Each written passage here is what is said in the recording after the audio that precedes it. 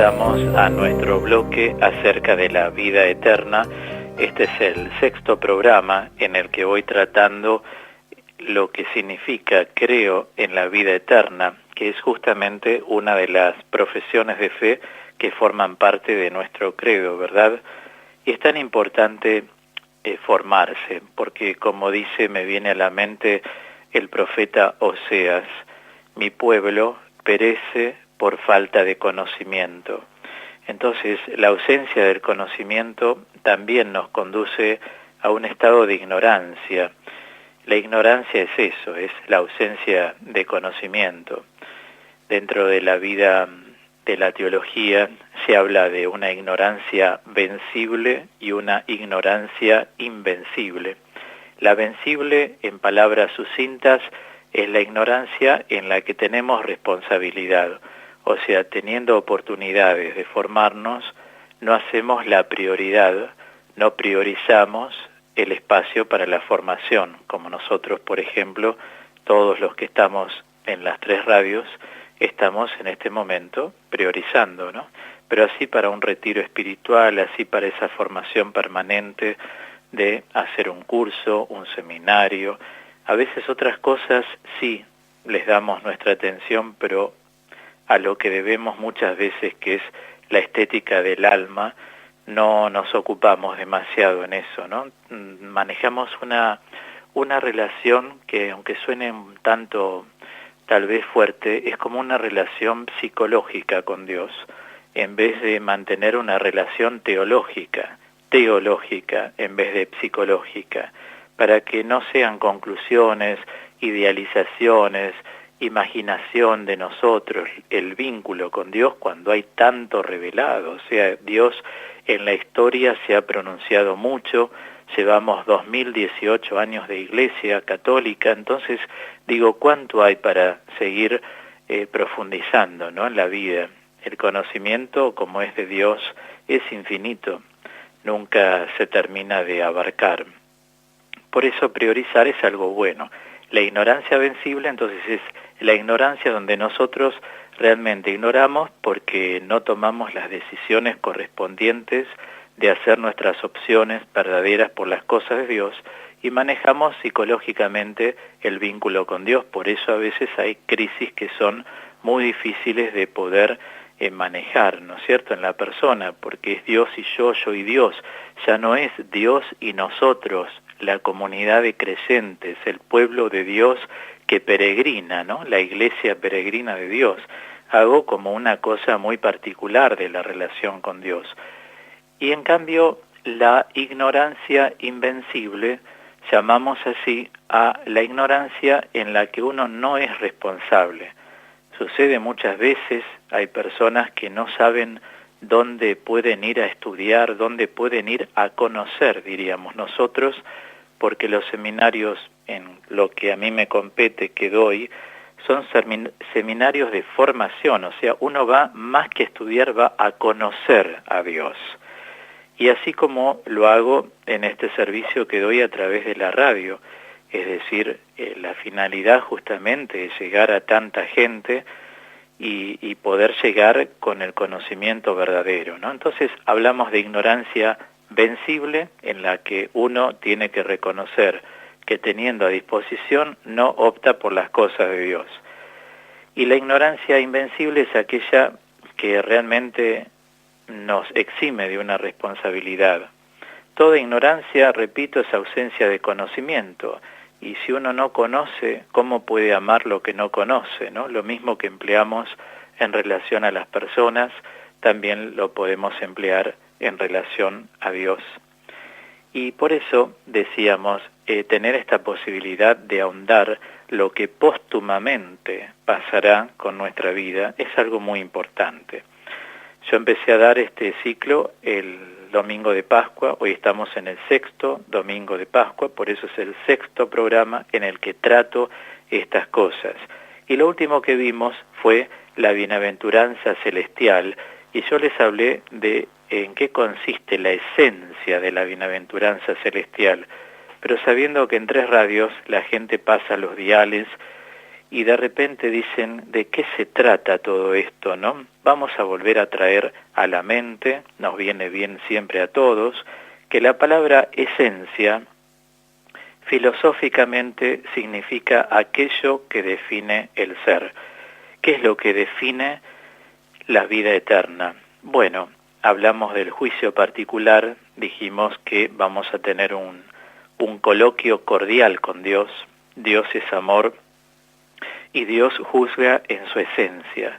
Por lo tanto, el día que partamos, cuando nos presentemos ante Dios, Dios nos va a mostrar lo bien que hemos hecho en la tierra, cuáles fueron nuestras opciones verdaderamente impregnadas de misericordia y de caridad.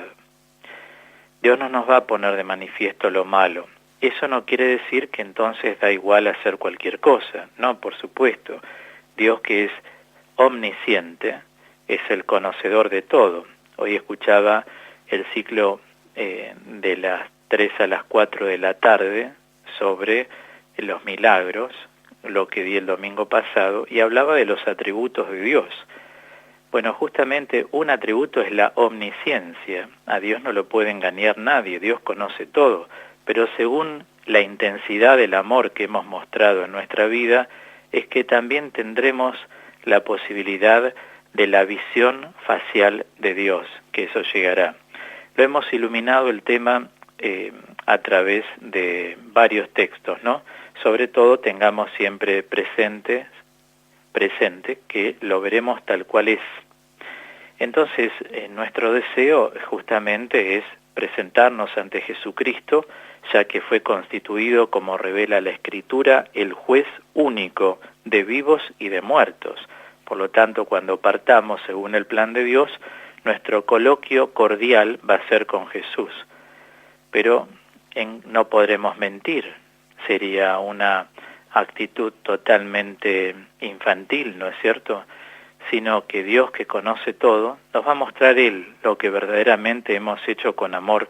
Por eso es tan importante esa bienaventuranza, que es el contenido de lo que estoy enseñando ahora, la esencia de la bienaventuranza celestial. ¿Y en qué consiste la bienaventuranza? Bueno, he citado la de Mateo 5:8, bienaventurados los limpios de corazón. Y les traje a colación un término griego que los padres de la espiritualidad entre los siglos II y IV del cristianismo, tanto en Oriente como en Occidente, han llamado catástasis. La catástasis es la limpieza del corazón. ¿Existe algún hombre que puede ser inmáculo, impecable? Por supuesto que no, la impecabilidad está totalmente rechazada, ¿no? Seríamos muy líricos pensar que una persona es impecable, o sea que no tiene pecados. Todos tenemos pecados. Y les dije también que en forma ayornada, la teología toma como sinónimo de pecado la palabra desorden. ¿Qué es lo que se desordena? Bueno, las ideas, se nos desordenan, esto es, los pensamientos, se nos desordenan las palabras, se nos desordenan los sentimientos, las emociones, las actitudes.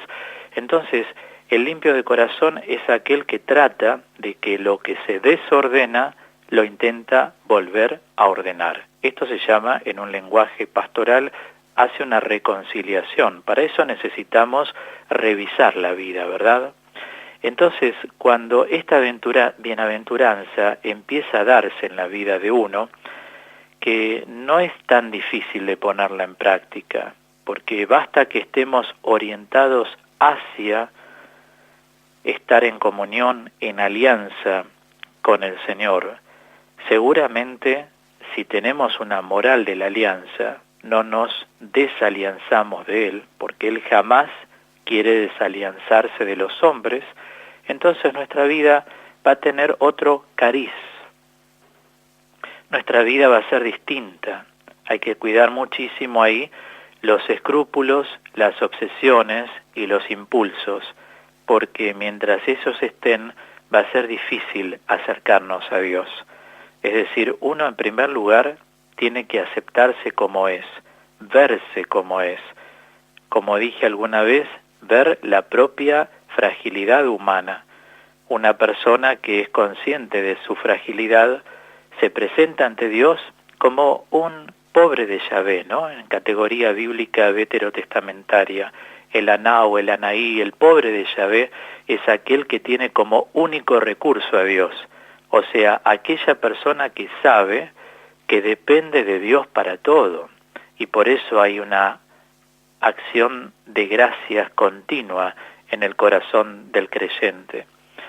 Hoy a la tarde estaba leyendo a un filósofo Epícteto del siglo II, y él dice: piensa en Dios más asiduamente que tu respirar, es decir, pensá más en Dios. Uno respira constantemente, ¿no? Y bueno, más constantemente pensá en Dios. Esa sería la traducción de esta enseñanza de Epícteto. Y realmente tenemos que tomarnos la vida un poquitito más religiosamente, es decir, sin fanatismos, por supuesto. Yo soy una persona que sostengo mucho la ortopraxia por encima de la ortodoxia, es decir, no vale llenarse de ritos si uno como persona no está trabajada en su interioridad, en lo que hace a la comunión con Dios, que por excelencia se caracteriza por la paz y el bienestar en el alma, aunque estemos pasando a veces en la vida por desafíos que pueden movilizarnos. Sin embargo, tenemos paz y tenemos esa bienaventuranza del bienestar interior. Entonces, ocupándonos, aceptándonos que somos frágiles, tendenciosos al desorden, así nos presentamos a Dios y caminamos felices sabiendo que somos eso y no otra cosa, que no tenemos alas, que no somos ángeles, somos personas, y en la vida uno es un ser circunstancial. Por eso nosotros somos de acuerdo con las circunstancias. Hay circunstancias de la vida en que el ánimo puede estar mejor, hay otras circunstancias, en cambio, que se propician de preocupación, la gente que pierde un trabajo, las personas que padecen enfermedades y no notan que se recuperan. Es lógico, o sea, hay aspectos sociales, hay aspectos humanos, hay aspectos a veces religiosos también, ¿no?, que inciden en que las personas no estén como desearían estar. Por eso, nunca olvidemos que, como Ortega y Gasset, desde su óptica, ¿no?, habla del hombre y sus circunstancias, desde esa línea de pensamiento, hoy podemos decir también que es así. Filosóficamente es así. Nosotros somos según nuestras circunstancias. Claro que hay circunstancias que son intrínsecas, o sea, que ya dependen del trabajo interior de cada uno de nosotros. Por ejemplo, cómo nos tomamos las cosas que nos pasan en la vida depende de cada uno de nosotros. Y hay circunstancias que son extrínsecas, es decir, que se imponen de afuera. Pero, como sostuve alguna vez en alguna predicación, por fuera puede llover y por dentro uno puede estar seco. Es decir, no se conecta a eso. ¿Por qué? Porque intuitivamente tu personalidad está forjada. De ahí en más que uno no tiene que perder oportunidad para madurar. Todo lo que podamos aprovechar para madurar siempre va a ser a favor de nosotros. Por eso maduremos en todos los aspectos, en todos. Bien, vamos avanzando. Nosotros en algún momento, como lo menciono más de una vez, siempre que hago el ramillete espiritual en el programa, que es un bloque de 5 minutos donde oramos por las personas que han partido, justamente porque el domingo es el Dies Domini, ¿no? Es decir, es el Día del Señor, es el Día del Señor porque contemplamos la Pascua, el paso de la muerte a la resurrección. Entonces, para mí en el programa fue muy importante hace muchos años haber incluido el ramillete espiritual, en el que pido a Dios con ustedes que aumente la luz de la gloria a las personas que han partido. Bueno, con respecto a la luz de la gloria, que es un gran don que suplicamos a Dios, es importante conocer un poquitito más en qué consiste, porque cuando nosotros muramos, también nos va a gustar que otros que nos acompañaron recen por nosotros todos los días. Claro, va a llegar un momento en que ya quedamos en el olvido, porque los que quedaron ya ni saben quiénes fuimos, ¿no? Como decía la Madre Teresa en un contexto que de alguna manera tiene que ver, no vivas de fotos amarillas. Ahora tenemos la gran bendición, primero que ya estaremos con Dios, porque ya cuando partimos, ya el alma se va con Dios, ya uno se da cuenta que acá no queda en la persona como tal, sino que su alma ha partido. ¿Quién de nosotros tiene duda de eso? Nadie. Pero por otro lado, lo que sí experimentamos algo bellísimo, y es que la Iglesia, de generación en generación, diariamente, reza la Eucaristía por todos los difuntos, ¿no? Entonces también esto, y pedimos el aumento de la luz de la gloria. La luz de la gloria es un hábito de la fe infusa, a cuya luz, digamos así, conocemos a Dios en esta vida. Hay un auxilio divino que eleva, por eso la gracia, como enseña Santo Tomás de Aquino, es elevante, ¿no? La gracia es elevante, eleva a una persona. ¿Qué es la gracia? Bueno, es la alianza, es la comunión con Dios, que vamos cada vez forjando y que el Espíritu realmente va actuando y va haciendo que el alma nuestra se dilate ante su presencia.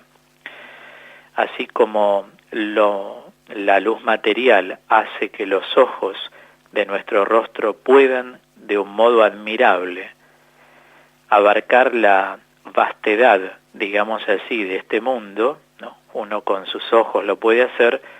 Santo Tomás de Aquino también enseña que tomar en su capacidad lo que sería el firmamento, el espacio propio de Dios, en realidad eso es una luz espiritual y divina, porque le da un poder al alma para penetrar en la inmensidad de Dios. Es decir, el alma, al ser imagen y semejanza de Dios, es lo más preciado que Dios ha creado en el hombre, con su materia, indudablemente. Todo el ser, llamado persona, es lo que agrada a Dios. Por eso Dios cuida mucho y le tiene preparado mucho al alma de cada uno de nosotros. Y por eso es tan importante rezar cuando una persona parte a la presencia de Dios. Mínimo cuando parte hay que ofrecer 10 misas, 10 Eucaristías. Y a su vez en el rosario y a su vez en otros actos devocionales, también incluirlos, como nosotros los domingos incluimos a nuestra gente que ha partido, decía en el ramillete espiritual. Entonces, lo que hace la luz de la gloria es fortificar al alma. Al fortificarla, aumenta también todo aquello de lo que fue dotada el alma. El alma percibe, el alma oye. Por eso lo he dicho, ¿no? La gente cuando hace la cola para ver a sus santos y va a pedirles una gracia, los santos todavía no resucitaron. La única resucitada es María. Sin embargo, el alma de ellos escucha, como el alma de nuestros familiares también escucha. Ahora, lo que entendemos es que las personas que desde su sencillez diaria se han ofrecido a Dios, tienen un alma mucho más elevada, más dilatada, más en presencia de Dios que otras personas. Por eso fíjense lo que voy a decir ahora como ejemplo, que puede ser bastante útil para poder comprender este aspecto que estoy tratando en esta noche. Cuando uno a veces necesita una gracia de Dios, uno tal vez la pide y no la obtiene, ¿no? Entonces uno puede pensar, a lo mejor no es voluntad de Dios lo que yo pido, entonces no conviene. Yo le diría, por experiencia, simplemente basándome en la experiencia de 42 años de evangelización, que siempre acuda a sus referentes. Cada uno pida oración a su gente, porque a veces los referentes tienen una comunión con Dios mayor que la nuestra. Son almas como más agradables a Dios, por decirlo de algún modo, sin hacer comparaciones, ¿no? Sin irme del principio de igualdad humana ante los ojos de Dios. Sin embargo, espiritualmente hay personas que han sido más de Dios, con ese genitivo subjetivo. Entonces, poseen un embellecimiento en esa alma que está abarcado por la entrega de toda su vida a Dios. Tienen una fe tan fuerte que a veces ellos logran para nosotros cosas que nosotros no podemos lograr solos. Por eso es importante que cada uno tenga sus referentes en la oración. Y dicho de un modo más sencillo, fíjense que a veces podemos pedir algo, no lo obtenemos, y cuando acudimos a referentes nuestros, se nos dan las cosas. Entonces no era que no era voluntad de Dios, sino que necesitábamos almas que estén más embellecidas, que tengan una grandeza interior más profunda en esta unión íntima con Dios. ¿Me comprenden? Y la unión más íntima, que según nuestro conocimiento el Creador haya contraído con la criatura, es decir, con nosotros, es la unión del Hijo de Dios con la humanidad en la encarnación. Una naturaleza humana que, conforme a las leyes naturales, debería poseer una personalidad humana y, en cambio, fue dotada de personalidad divina. Por eso Jesucristo poseía todos los elementos constitutivos, por así decirlo, de la naturaleza humana. Sin embargo, no tuvo un yo humano, su yo único. En realidad, es verdadero Dios, verdadero hombre. En Cristo habitan dos naturalezas. Cuando dice la palabra allí en Juan 10:30, ¿no? Que en él hablaba y obraba, ora como Dios, es decir, ora como hombre, nos va diciendo también Juan 14:28, ¿no? Hago el empalme de estas dos citas, repito, Juan 10:30, Juan 14:28, como Dios y como hombre. Esto hace entonces que podamos ver lo que se llama la unión hipostática, es decir, es la fusión que se realiza de las dos naturalezas en la persona del Hijo, y la unión que se entabla entre Dios y la criatura en la visión beatífica a la cual estamos llamados. Entonces, la inteligencia humana solo conoce sus objetos mediante las imágenes que el intelecto ve, ¿no es cierto? Ese intelecto es lo que Aristóteles llamaba el intelecto agente, que es la parte de la inteligencia que va y ve algo y lo toma, lo comprime, lo toma, lo incorpora, lo toma y lo capta. Hay una forma inteligible que tiene la mente, que es el razonamiento que uno hace. Pero también el alma tiene percepciones en su inteligencia espiritual que el mismo Dios le inspira. Por eso siempre digo que el Espíritu Santo es advirtente, y Dios a través de esas percepciones advierte en nuestro nous algo que es de su voluntad, o bien algo que no conviene que hagamos, o nos restringe de ciertas cosas porque nos está marcando el camino por donde avanzar en la vida. Por eso San Juan Pablo II al Espíritu Santo lo llamó el Magister Intimus, es decir, es maestro interior. ¿Por qué es maestro interior el Espíritu Santo? Es maestro interior porque nos instruye internamente. Y esa instrucción viene por la percepción que nuestro nous, repito, que es la capacidad de trascendencia, o bien se puede decir inteligencia espiritual, percibe, capta del espíritu sin hacer un razonamiento. Por eso digo, la inteligencia espiritual tiene una parte inteligible y tiene otra parte perceptible a través de la cual capta algo. Por eso existe la unión de almas, Hay personas que dicen, por ejemplo, cuando tenemos una unión espiritual fuerte, percibí que estabas pasando por un momento especial, percibí que había que aumentar la oración, ¿no? Porque, claro, este es un tema delicado, pero es verdad que es así. Hay una percepción que va más allá de la parte inteligible.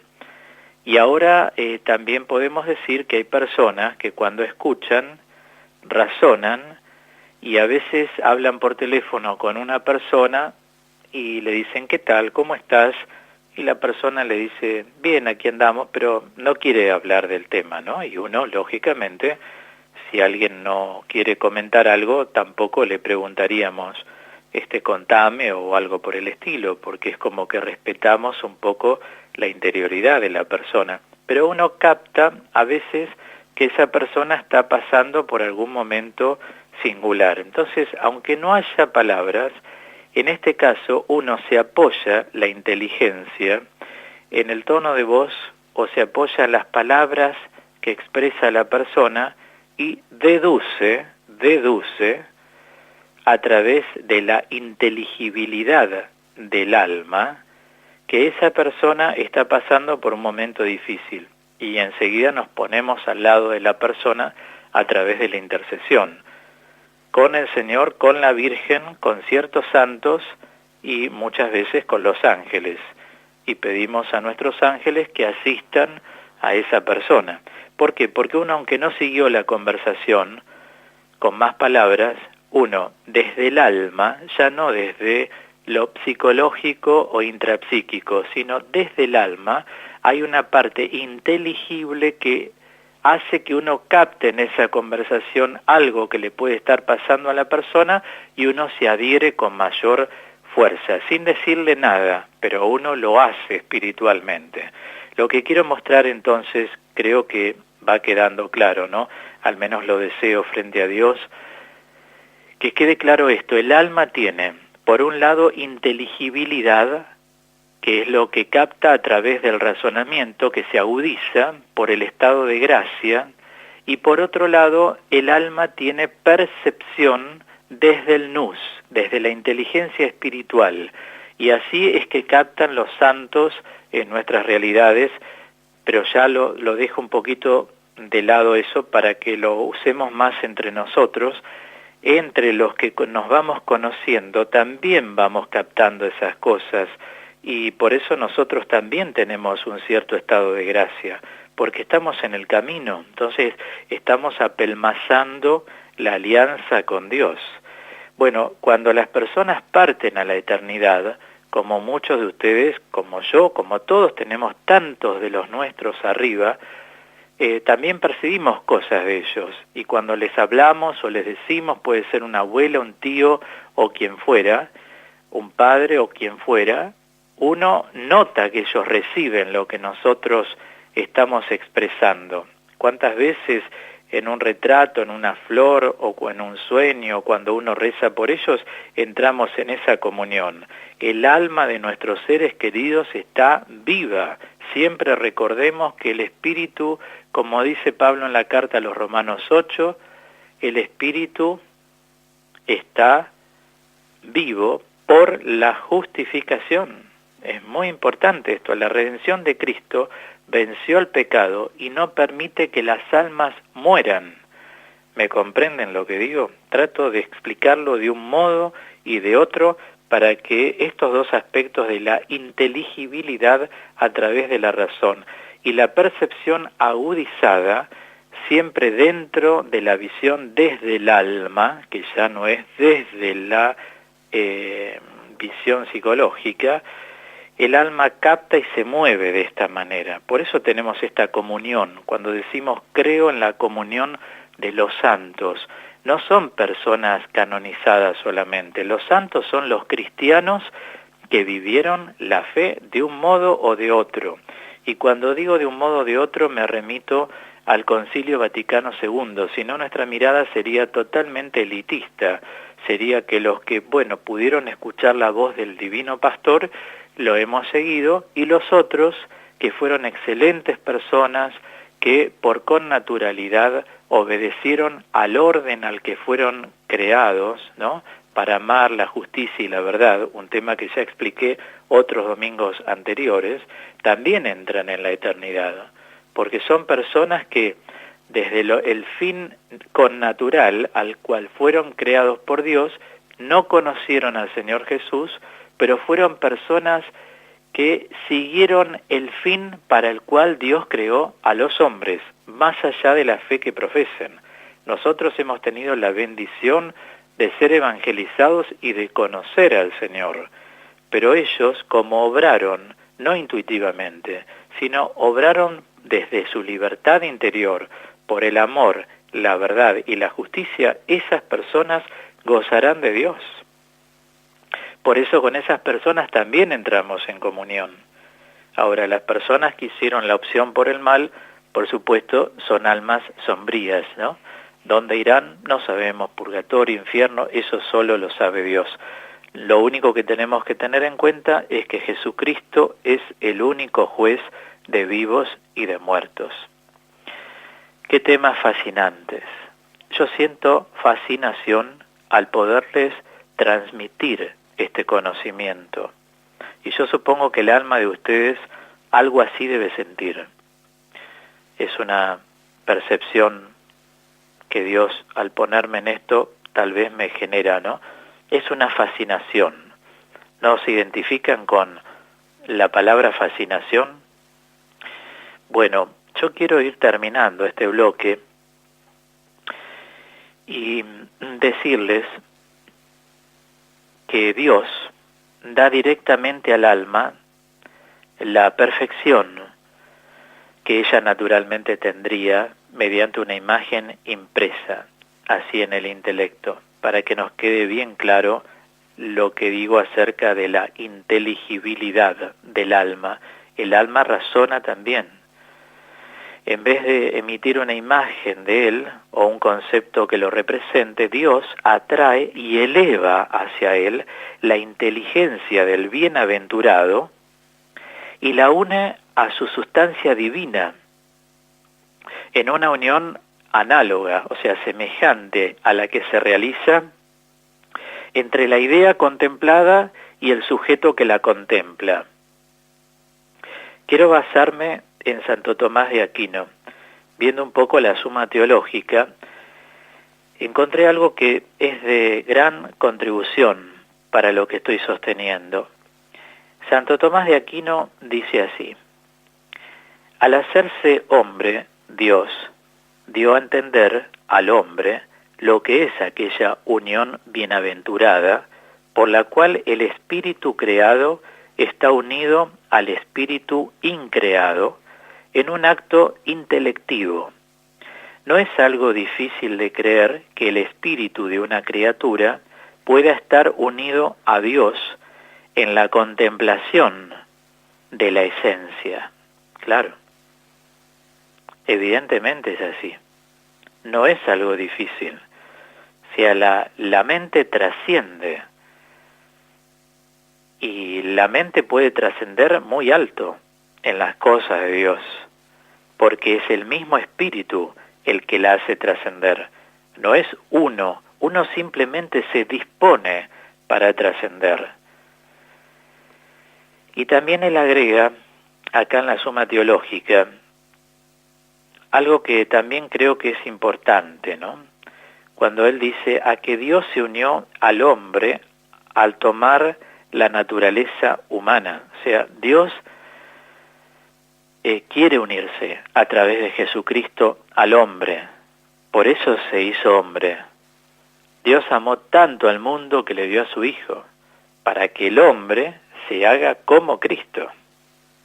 O sea, el advenimiento de Dios es tan fuerte, este misterio de la encarnación es tan fuerte, pero tiene una finalidad. ¿Para qué vino Jesucristo al mundo?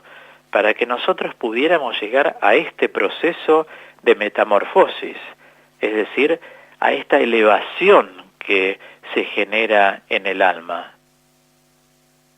Por eso hay una definición que también he usado muchas veces en seminarios de espiritualidad o en cursos sobre neumatología, o sea, los distintos modos de presencia del Espíritu, y es acudiendo a Santo Tomás de Aquino, que dice que la gracia supone la naturaleza humana.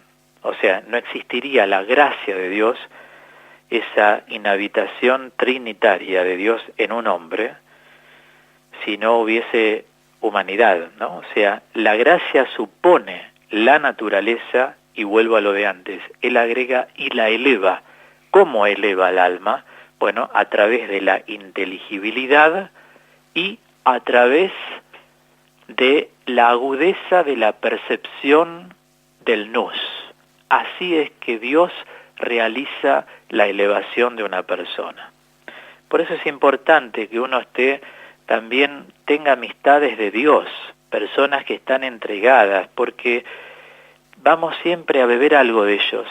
La gente que tiene esta alianza fuerte con el Señor, cada vez que habla, cada vez que los vemos es como que destilan, ¿no? Destilan esos destellos de Dios. Y uno ve algo en ellos, y es verdad.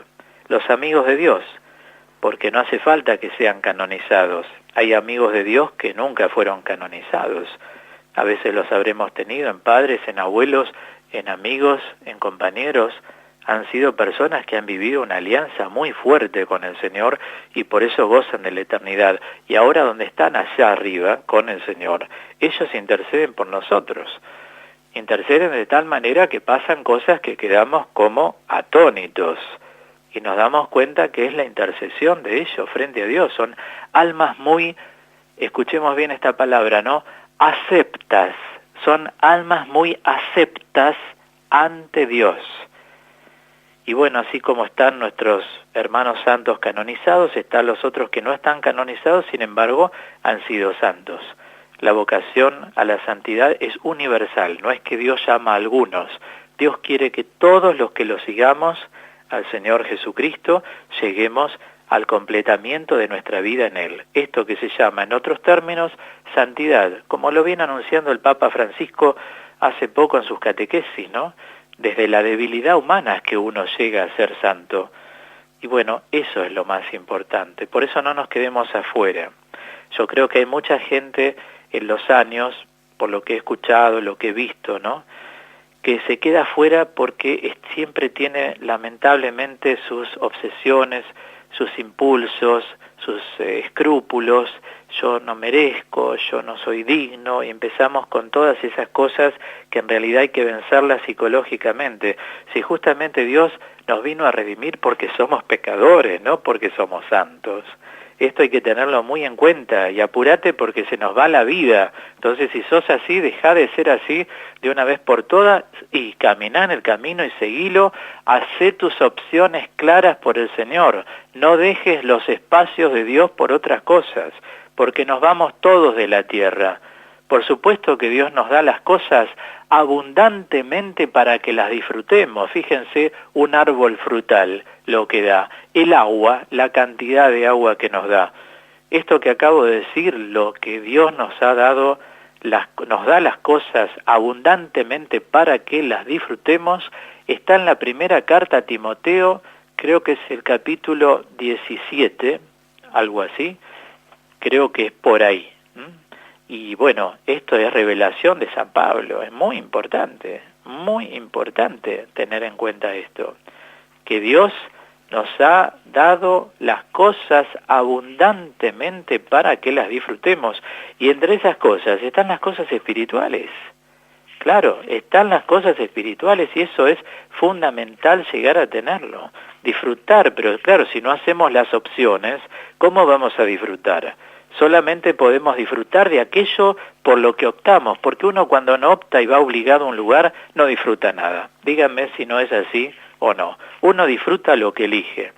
Primera Timoteo 6, acá lo encuentro en la Escritura, 17c. Primera Timoteo 6, 17c. Dios nos da abundantemente las cosas para que las disfrutemos, pero claro, no hay disfrute si no hay opción. Dios quiere prioridades, lo que el Papa, hoy San Juan Pablo II, llamó opciones fundamentales para las cosas de Dios.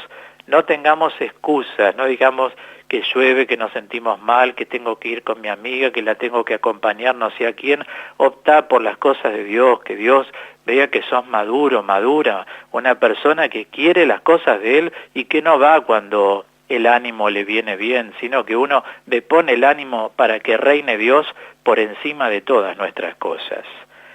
Bien, vamos a terminar este bloque de formación, creo, en la vida eterna, con un tema donde Marcos Witt, el famoso cantante cristiano, agradece a Dios, ¿no?, el don de la vida, y lo he elegido para este momento, y con esta música muchos años, digamos que casi los primeros 10 años del programa, yo terminaba el programa con este tema musical. Los oyentes nuevos seguramente lo van a escuchar por primera vez y otros lo van a recordar, así que pasamos un lindo momento escuchando sana música, ¿verdad? Me has tomado en tus brazos y me has dado salvación.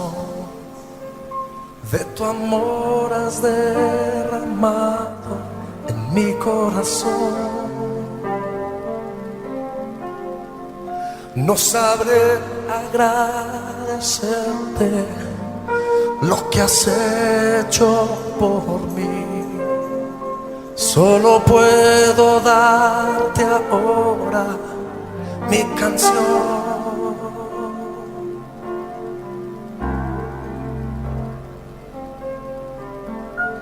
Yo te doy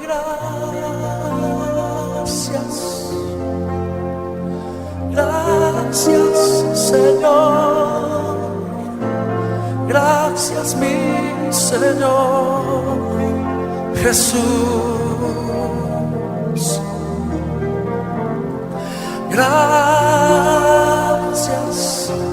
muchas gracias Señor. Gracias mi Señor Jesús. En la cruz diste tu vida, entregaste todo ahí. Vida eterna regalaste al morir. Por tu sangre tengo entrada ante el trono celestial. Puedo entrar confiadamente ante ti.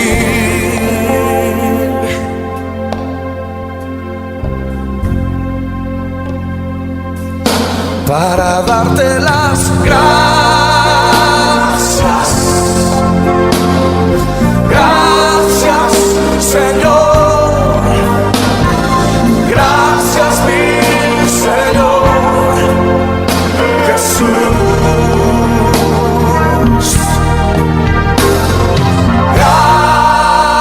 Gracias, muchas gracias, Señor.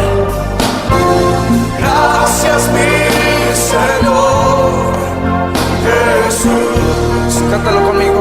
Me has tomado en tus brazos, me has tomado y me has dado salvación. De tu amor has derramado en mi corazón. No sabré agradecerte, no sabré agradecer lo que has hecho por mí. Solo vengo a darte esta canción. Solo puedo darte ahora mi canción. Y te cantamos así, Señor. Levanta tus manos y díselo. Gracias, gracias, Señor. Gracias, mi Señor Jesús.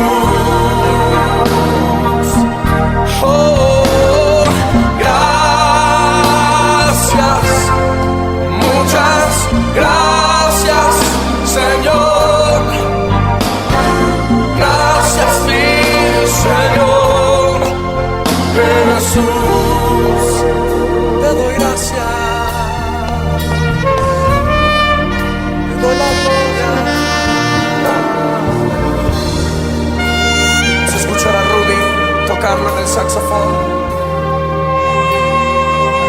Cierra tus ojos y disfruta la presencia del Señor.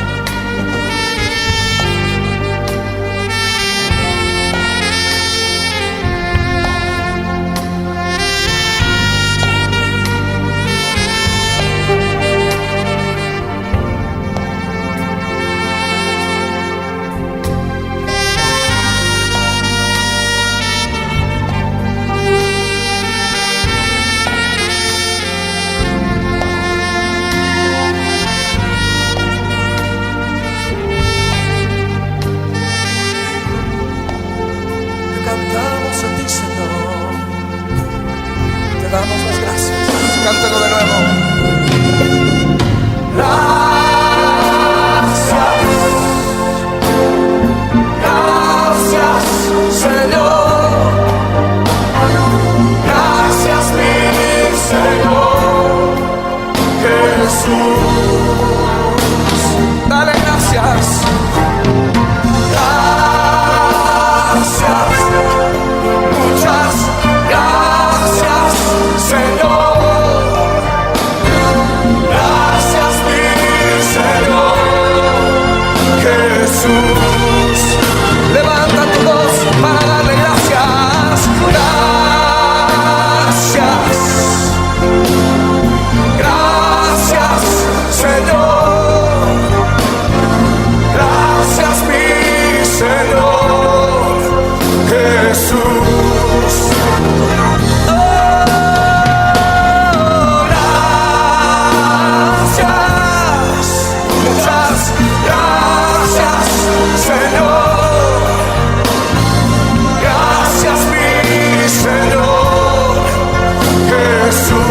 Que nos oigan en todo el Distrito Federal.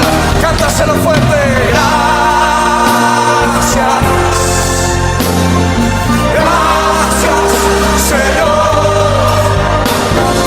Gracias, mi Señor Jesús. Yo te doy las gracias. Muchas gracias, Señor